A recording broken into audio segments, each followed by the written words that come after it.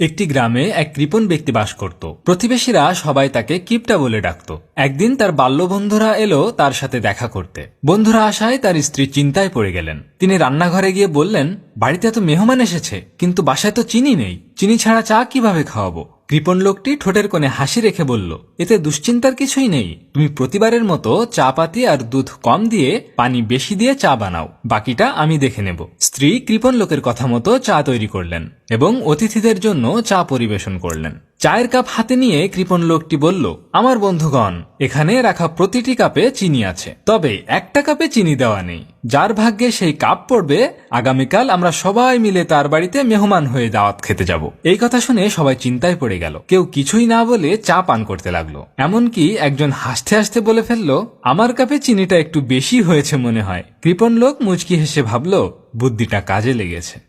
গল্পটি ভালো লাগলে অবশ্যই সাবস্ক্রাইব করুন এবং আমাদের অনন্ত পথ চলার সঙ্গী হয়ে যান।